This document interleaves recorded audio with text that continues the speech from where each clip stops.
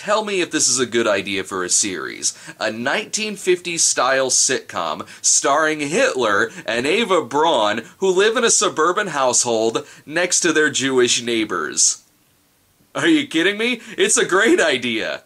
Not for a television series, but for an episode of my DVD-R Hell show. There have been a handful of shows that were canceled after the airing of only one episode. The 1969 show Turn On was discontinued by affiliates midway through its first broadcast. Some of the other one-episode wonder series include the Brian Bosworth show Lawless, Bochco's Public Morals, South of Sunset starring Glenn Fry, and several reality shows that I really don't give a shit about. But it was the 1990 Galaxy British television series Heil Honey, I'm Home that proved to be arguably the most controversial of them all. I can't imagine why. At the start of the DVD, we catch the tail end of whatever was being aired right beforehand. If you want to know why these actors look disturbed and senile, it's because their show was the warm-up act for Heil Honey, I'm Home. And pay attention to these actors' names, by the way, because after this series, it's highly likely they used an alias for the rest of their careers. Well, regardless of whether the show is good or bad, it can still have a catchy theme song, so what's this one like?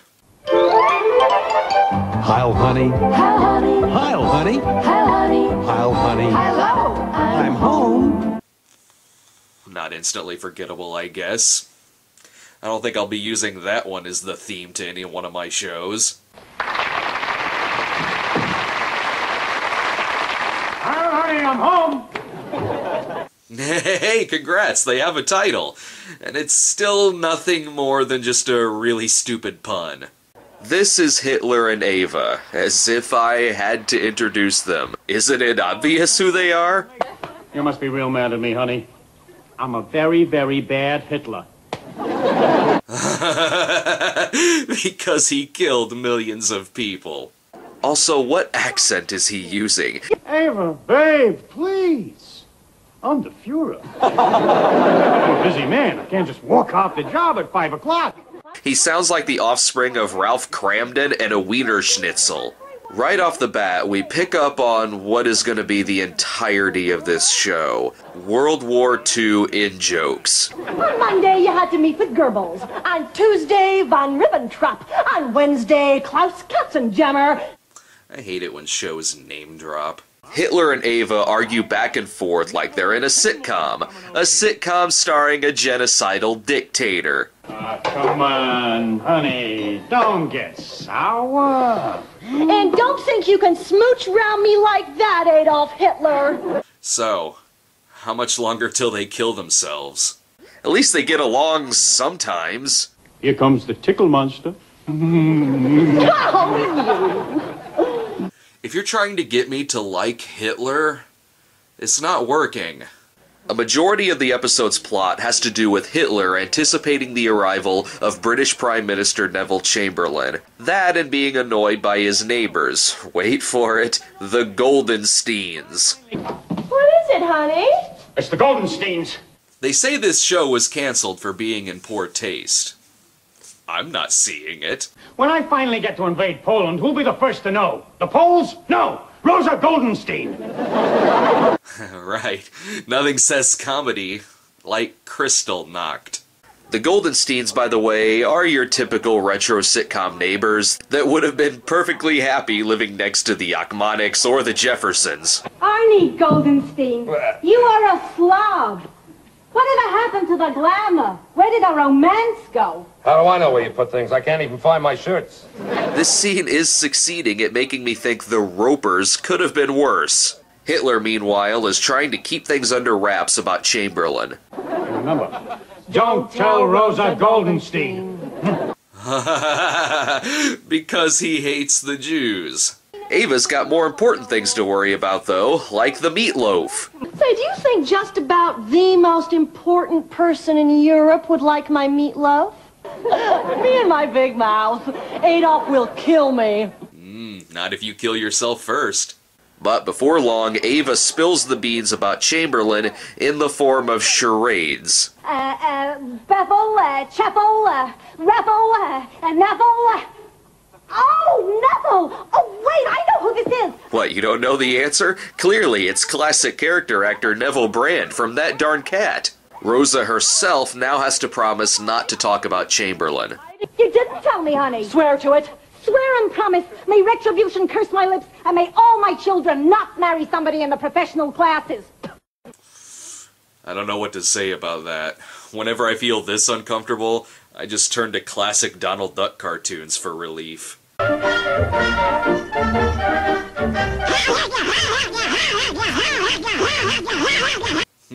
Thank you. Even that made me feel a little bit better.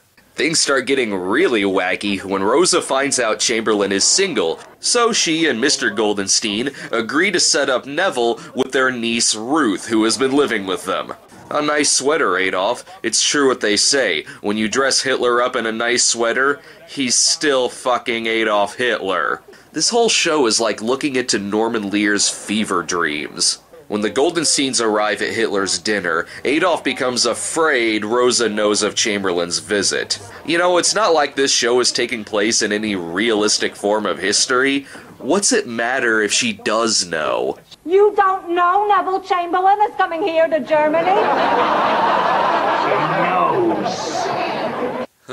That's something I always wanted to see. Hitler breaking the fourth wall. This is what we do. We get the Goldensteins tipsy so they fall asleep. Then we can bundle them back to their apartment. What could be simpler? The dummy who thought of it. You got a better plan? Yeah! We go in there and we punch their heads together! Oh, that looked like a Nazi salute. This show hasn't name-dropped in a while. Let's remedy that. Hi, Hitler here.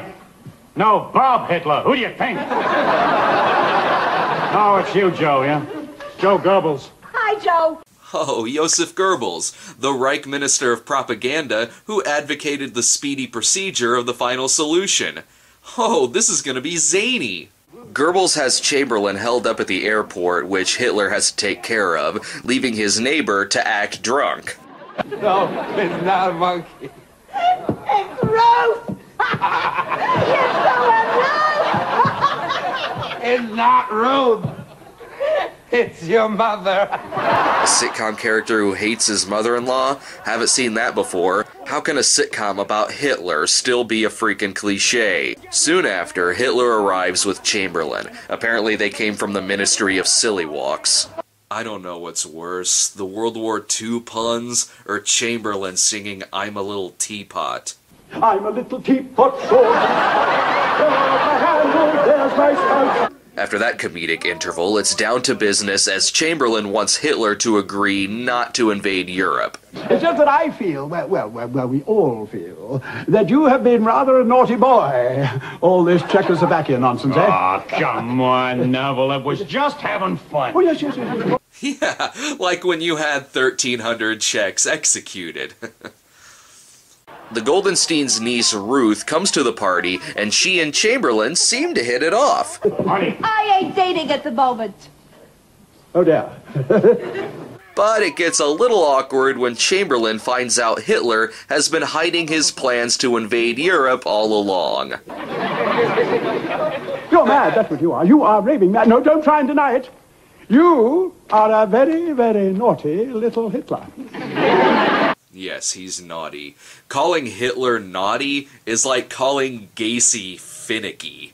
But to save face with Chamberlain, Hitler signs the peace agreement, and all ends happily with Hitler and Ava.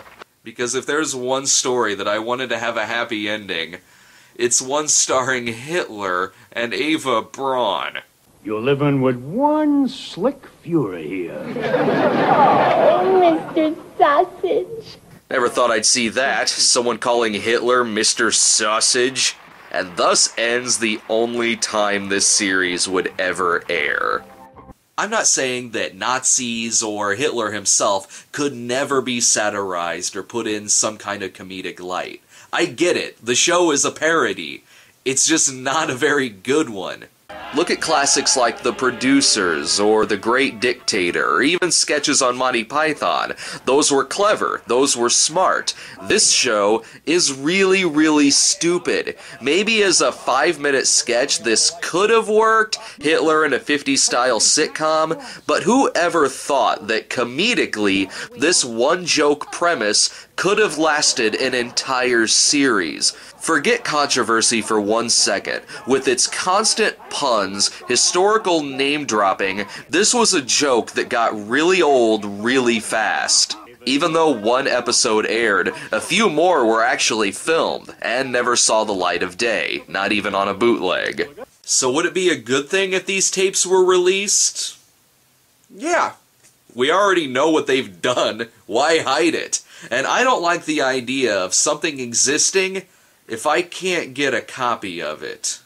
Heil, honey. Heil, honey. Heil, honey. Heil, honey. Heil, honey. Heil,